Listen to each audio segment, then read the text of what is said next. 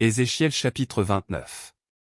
La 10e année, le 12e jour du 10e mois, la parole de l'Éternel me fut adressée, en ces mots. Fils de l'homme, tourne ta face vers Pharaon, roi d'Égypte, et prophétise contre lui et contre toute l'Égypte. Parle, et tu diras, ainsi parle le Seigneur, l'Éternel, voici, j'en veux à toi, Pharaon, roi d'Égypte, grand crocodile, qui te couche au milieu de tes fleuves, et qui dit, mon fleuve est à moi, c'est moi qui l'ai fait.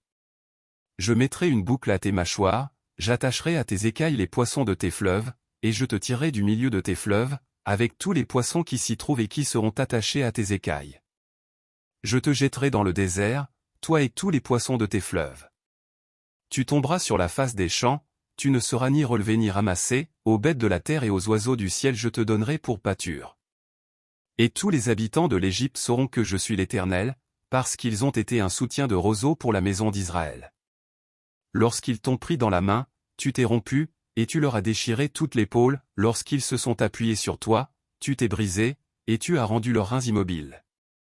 C'est pourquoi ainsi parle le Seigneur, l'Éternel, voici, je ferai venir contre toi l'épée, et j'exterminerai du milieu de toi les hommes et les bêtes.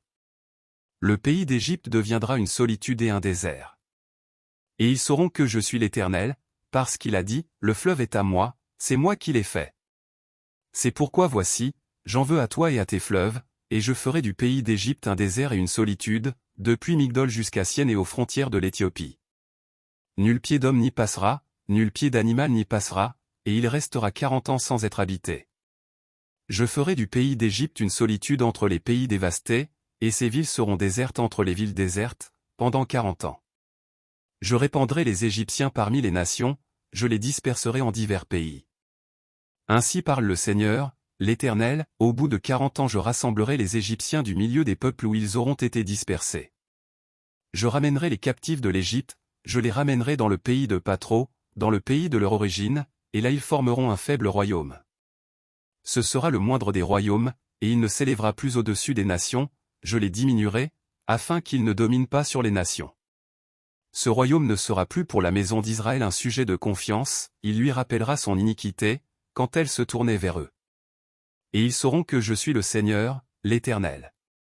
La 27e année, le premier jour du premier mois, la parole de l'Éternel me fut adressée, en ces mots. Fils de l'homme, Nebuchadnezzar, roi de Babylone, a fait faire à son armée un service pénible contre Tyr, toutes les têtes sont chauves, toutes les épaules sont écorchées, et il n'a retiré de Tyr aucun salaire, ni lui, ni son armée, pour le service qu'il a fait contre elle. C'est pourquoi ainsi parle le Seigneur, l'Éternel, voici, je donne à Nebuchadnezzar, roi de Babylone, le pays d'Égypte, il en emportera les richesses, il en prendra les dépouilles, il en pillera le butin, ce sera un salaire pour son armée. Pour prix du service qu'il a fait contre Tyr, je lui donne le pays d'Égypte, car ils ont travaillé pour moi, dit le Seigneur, l'Éternel. En ce jour-là, je donnerai de la force à la maison d'Israël, et je t'ouvrirai la bouche au milieu d'eux, et ils sauront que je suis l'Éternel.